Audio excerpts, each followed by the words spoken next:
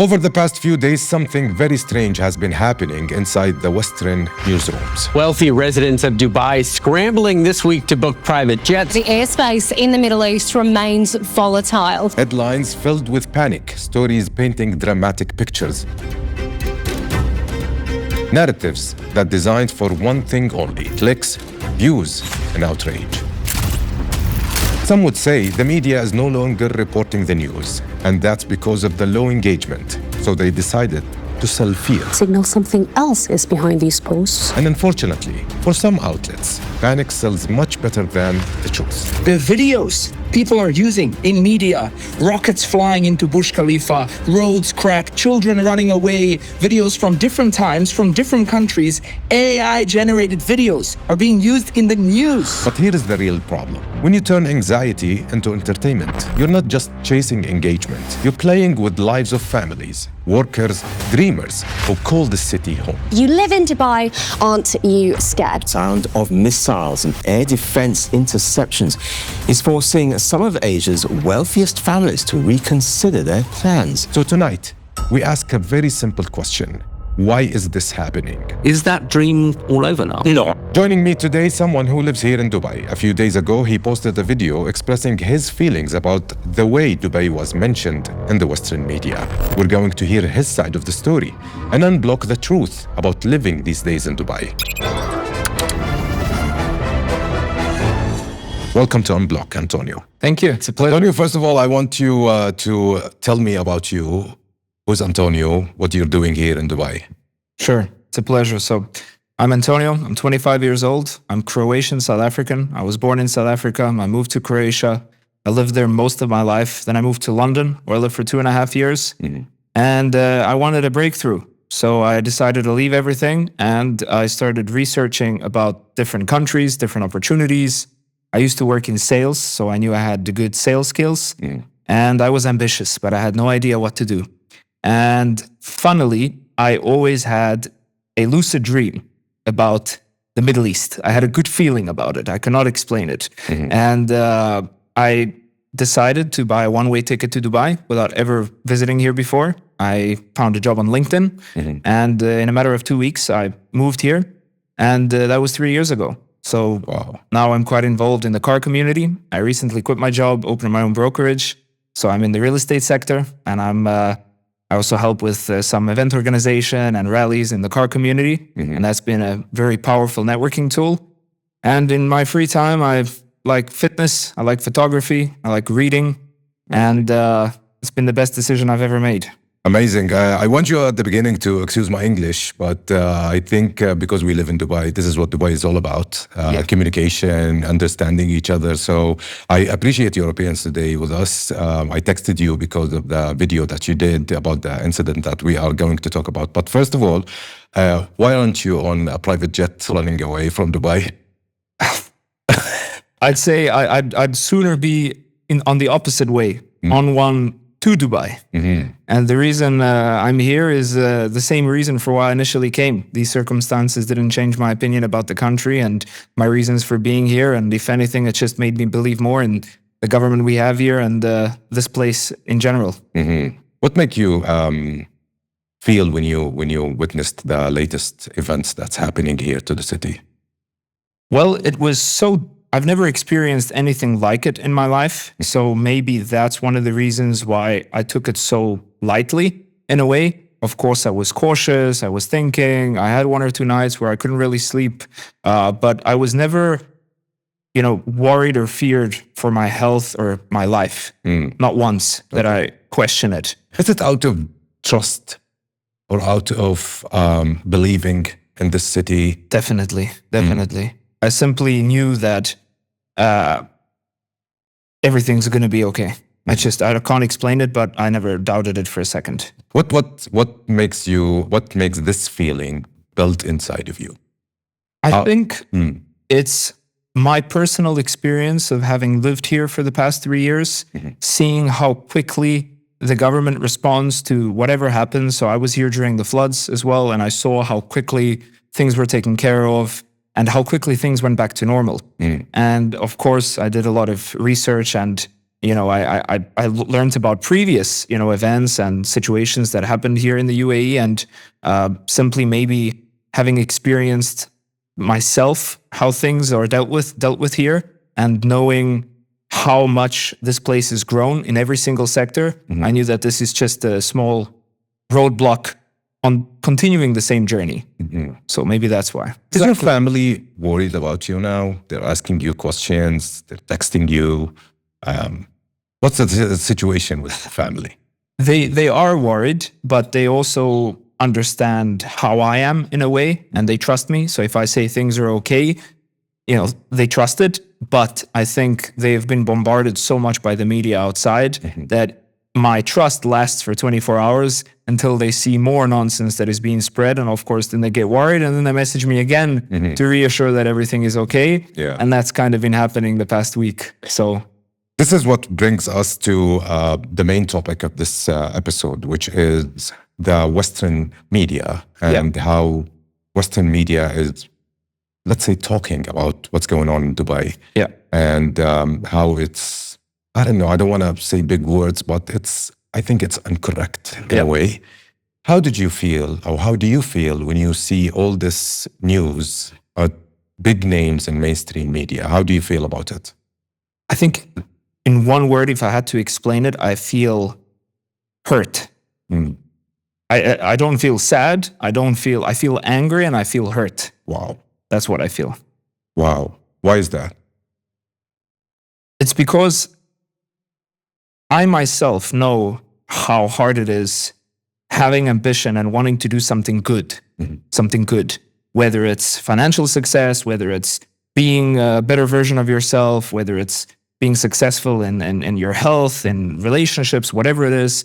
But I know how much it hurts and how frustrating it is when you're really doing something good, but you're doing it so much better than the rest of the world that people that have not done the same look at you and hate on you. And I rarely consider Dubai and the UAE my home. So when I saw the things that are going on, I felt nothing else but not that they're attacking this country. I felt like they're attacking my home. Wow. Why do you think this narrative went out? The whole narrative of collapsing, the whole narrative of people are running away from this place, and no one pays attention for the comment section, and people are saying, no, we're fine. Why do you think this narrative went out? I think it's because we've created something so extraordinary here that it started to worry and question other people's decisions. And I feel like people have a natural way of defending and validating their own decisions and their own position of where they are in life. So I think it's a combination of two things. I think the first reason for why they're using this opportunity to create something bad for where we are here is because they're not here and they're living where they're living, and maybe they're unsatisfied with their government. They're unsatisfied with where they are personally in life. You never know. So I think this is a way for them to validate why they're not here, why they're maybe not doing whatever they're doing. And the second reason is I think people still believe that the only way to go viral or to reach a massive audience is by saying something incredibly scary or incredibly out of the box or whatever it is. But I don't believe it's like that. The regular Western, let's say the Western guy, know this. Do you think they can read into a huge article on Bloomberg or Reuters? Do you think so? I don't think so. I think there's a very little percent of people that actually open an article and read through the entire thing to make sure that they understand it fully. And I think that's where the problem is. They see a title and that's it. Or they read the first couple of sentences, or even worse, someone reads it and that's what they continue spreading by word of mouth. So I think in most cases, the problem is not necessarily that the entire article is wrong. I think the positioning and the way they're trying to gain views using incorrect things or over-exaggerating things, I think that's what's creating the problem. Wow. I have a game here that I did. It's not a game, it's experiment, let's say. I have few articles from Reuters, Bloomberg, and The Economist that wrote huge, massive headlines. Yeah. And I want you to read the headlines and then unfold the the picture. You can take it. Sure. Fine. Let's start with the first one. Which one? It's Bloomberg? It's from Reuters. Okay. So the first headline is: Some wealthy Asians look to move Dubai assets closer to home on Iran war fears. Okay. In the same article, there is a sentence which is a positive one. You can unfold the first one and read it. Despite the broader geopolitical turmoil in the region, clients are feeling safe and secure. Why do you think they didn't choose the second one? Because they know that people will talk less about it. Oh. Let's go to another one. Sure. Asia's ultra-rich having second thoughts on Dubai as war rages. Yeah, and the positive inside the same article. Some investors and residents told Bloomberg News they think the country's strong infrastructure and governance will help recover and possibly come out stronger. Yeah. And I can guarantee you, every single article, we're gonna play it on the screen, but it's the same pattern. Yeah. They have the truth hidden inside the article. Yeah. But the headlines is massive and huge. Yeah. Why do you think is that happening? I don't understand why it's Do happening. you think it's planned? It might be. Seriously? To be honest, I don't know what to believe anymore. That's the problem. And that's, I think, what's creating the biggest problem with using these kind of headlines. People don't know what to believe. Wow. People don't know why they're creating these kind of articles. Is it true? Is it not true? If it's not true, why is it not true? People are confused more than ever. Before we go to the next topic, why do you think these huge mainstream media names still matters? Since we are now going through social media, I trust people more than platforms. Yeah. Why do you think those names still matters to the public? Probably a few reasons. I'm asking you as a viewer. Of course. Yeah. Whatever I say, this is just my opinion, which can be wrong, right? Mm-hmm. But I think they've been around for so long that people think that they must be telling the truth because they've created such good branding in the market, and trust comes through repetition.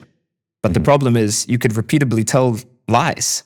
Wow. And if people look at it and watch it for long enough, they start to believe it. So I think that's one reason. The second reason, I believe, is because people immediately presume that if a lot of people are listening to something or watching something, it must be good or it must be true. Wow. And I think that's a big problem. So it's always been like that. Of course, that's your opinion. I share some thoughts about this also. The next thing we're going to talk about, which is why you are here. Yeah. I was scrolling, like everyone now is scrolling through social media, and I saw your video. Yeah. You were so angry about something that happens to you. Yeah. And how a media outlet took your video and they did. I said, tell us the story. Sure. So I had someone from a news channel in Europe reach out to me saying, hey, I see you're in Dubai. I'm collecting a couple of testimonials from people that are living here to tell us the truth about what's happening in the region. Okay. And I got excited because for me, I would love nothing more than to be able to tell the truth to as many people as possible because that's what should matter, right? The truth. Sure. And even if it's bad, at least we can deal with it knowing that it's correct, right? But problem is when it's a lie. So of course I responded. I said, more than happy to do that. So I was happy that also they're going to use a video so they cannot, change what I'm saying or whatever it is. So I went and I recorded a video. I went on my balcony, on my terrace in Creek Harbor to be able to show the situation as well. And I said, well, things are happening. We cannot deny that things are happening. And of course, people are afraid because it's not something they're used to, right? But people have faith and they have a certain trust in what's happening because for now, we're able to continue to live normally and continue our everyday lives. And I said in the video, I just got back from the gym. I'm going to go to work now. And I said the truth about what's happening, right? And what upset me was 24 hours later, of course, I wanted to see the article because I had a feeling that they're not going to be talking all beautifully about how good things actually are considering the circumstances. So I asked for the video and I received a video. Actually, before they sent it, a friend of mine from that country said, "Hey, you're in the news." And I was like, "Okay, let's see." And he recorded a video. And in this broadcast, whatever they did, my video was fine. They didn't touch my video. But immediately what I noticed was an AI-generated video of rockets flying towards or from downtown Dubai, around Burj Khalifa, roads cracked, children running around in the roads like it's World War III. And this was put in between while I was speaking about how everything is still fine and we're continuing our everyday lives. So I felt two things. I felt extremely angry because of them using not only videos from other countries or different times, but AI-generated videos. Oh. And the second thing I felt is I felt offended because I thought, well, people are going to think I'm an idiot because I'm talking about how everything is normal and I just got back from the gym and they're putting in videos of children running around in the streets and the roads being cracked and cars on fire. And I was confused. I was shocked. So immediately after, I called the person I was in touch with from this news article and I asked nothing more than, what is this? Because I was so shocked and so angry that I didn't even know what to ask. I just said, what is this? And it was, what do you mean what it is? And I said, do you understand what you just created? And they were like, oh, no. So I said, are you aware that 70% of the videos you used in your news article that's being broadcasted to thousands of people, that half of it is not even real? It's AI-generated videos? And the response they had was, oh, how are we supposed to know that? And I just got more and more and more upset. And I rarely do my best. I consider myself a very kind person. And I was not, I mentioned multiple times, look, it's nothing against you personally, of course, but seriously, I said, do you not feel like it's necessary to check your sources? I was so upset. You're not a person with 100 followers posting a nonsense video online, right? Which also has an effect. Even if 50 people see it, it's 50 individuals that got affected by that video. But you're a news article that has a massive audience and you're using this audience to spread lies. So I was so upset. And I was so upset to a level where I didn't care what needed to be done. I was willing to, I told the lady, I said, you want real videos? I said, I'll go personally on a live stream on the news channel for 1 hour. I'll go in my car and I'll spend half of my day driving around Dubai. I'll go to Fairmont. I'll show you the damage that happened there. I'll go to the places where debris has fallen. I'll show you how these streets that apparently are cracked and children are running around. I'll go to Creek Harbor. I'll show you how kids are playing in the park and how families are continuing to live. This is how offended I was with everything that was happening. So I told him, I said, look, this is not going to be good for you because our government takes extremely seriously what is true and what is not, right? Because this not only affects people on an individual level, but it affects the government and the economy of what has been built for the past 50 years, right? So the response they had was extremely dissatisfying in terms of not really reacting and saying, oh, we'll look into it and it is what it is. This is the type of response I received. So and this is why I went and created the video you probably saw on Instagram, where I was extremely upset. And do you think there is a huge message behind this to the public that they are going to see this? Yeah, I think it affects people in a way that whoever created these articles for sure didn't even think about how it affects people. Because I know myself that I got tired of replying to messages from friends that live abroad. Is everything okay? So what I did is I screenshotted the update of what's currently happening. And whenever someone asked me if everything's okay, I just forwarded the same screenshot. Yes, this is the situation. This is, the amount of missiles, drones that have been sent. This is the amount of interceptions. Life continues normally with precaution, blah, blah, blah. And I just forwarded this because the problem with spreading this kind of news and media is, of course, it affects the place where we are, but it also affects people that are not living here, that have family and have relatives that live here. And then they're worried already. And then you go and show this kind of stuff and create a completely different perception of reality of what's actually happening. And what are you doing? You're increasing stress levels of people.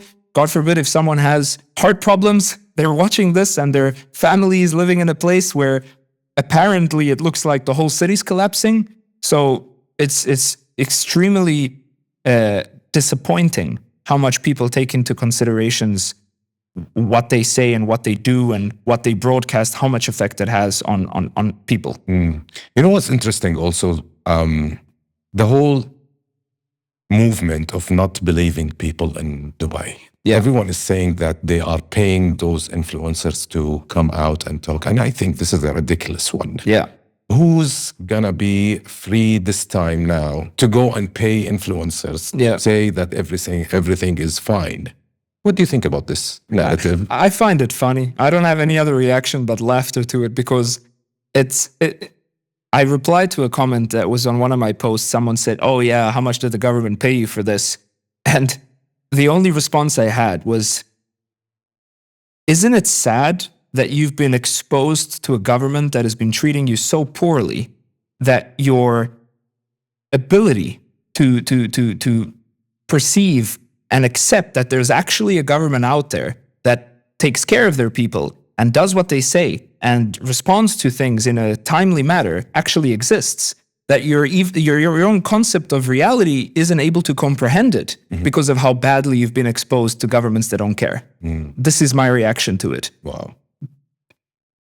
The last thing people can throw out of their toolbox is, "Oh, the government's paying for this." And it's only because we live in a place where people voluntarily speak about how good it is. Yeah. Because, for example, if something is bad, people speak about it, right? People love speaking about bad things. Look at the media, right? But if something is good, what's the problem then about speaking about it? There must be some hidden agenda. There is something happening. Yeah. We're not gonna lie. You said it in your Of video. course. General fear, let's say. 100%. But it's not something massive or something. No, it's not. For sure, it's definitely not what they're portraying. That's what matters.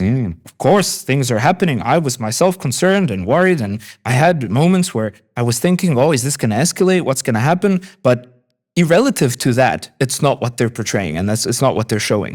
So I don't understand it, and it makes me extremely frustrated. Why do you trust this place? Because of results. Because I trust what I see with my own eyes and I experience myself. I don't care what people say. I don't care what news articles say. I don't even care what my friends say. I love my parents, but I don't even care what they say. I trust my own personal experience. And I believe this feeling of trust and safety has been built not through them intercepting 97% or whatever percent of amount of missiles. Of course, it adds to it, but it's small things on a daily basis that reassure you, hey, things are taken care of. Or, hey, we care about our people. Or, hey, we're doing our best to improve this so that you can create more, build more, live longer, live happier. And I think it's just the past 3 years of me having dozens and hundreds of these small experiences where I've been reassured it's good for me to be here, that created that sense of trust. We were talking before we start shooting about the moments that's happening right now. One of the moments that when I texted you, you said, yes, of course, I want to go out and talk about it. And we were talking about how people react to each other, the community here. Yeah. Everyone is taking care of someone else. What do you see now? How do you feel about this city, the community of this city? Do you feel closer, a huge link between everyone? What do you feel about it? I literally get goosebumps when I even think about it. Because, of course, Dubai is a city of ambition. It's a city of the future where in every single aspect, we're going towards improving. And that is amazing. I'm ambitious myself. But I think one thing that is also necessary is being able to enjoy every single day on that journey. And for me, the best part about that is the people that I'm around. I have made the past 3 years more genuine friends here in Dubai than I've made in my entire life living in other countries. Being someone that lived in South Africa and then moved to Croatia and then moved to London, I've experienced how hard it is to get accepted and to be treated like you're one of their own when you're someone from abroad. And what I love about the place we're in here is the fact that there's so many people from so many different parts of the world that the mentality is completely changed from rejecting towards accepting. And many of my best friends and really, really close friends are local Emiratis. And the hospitality I've received, the amazing and incredible times I've spent with them, their sense of humor, their warmness, their humbleness is overwhelming for me. So I think it's probably the best place in the world. Do you think that formula is the reason why, let's say, Western media is attacking this model? Do you think so? I do. I feel like everything that is in opposition to the majority is attacked, always. And I think the opposition we have compared to the rest is that it's actually good. And that's sad. It's part of the culture of the city also. Now, this moment, that you want to comfort someone else, you're talking to your colleagues and you want to know them. You want to know how they feel today. Even the leader of this country went to the mall and he shakes people's hand and make them feel good. I think now we have stronger moments. And I really appreciate your time today, Antonio. Thank you. Thank you very much pleasure. for being here, brother. Thank you so much. Thank you so much. Thank you.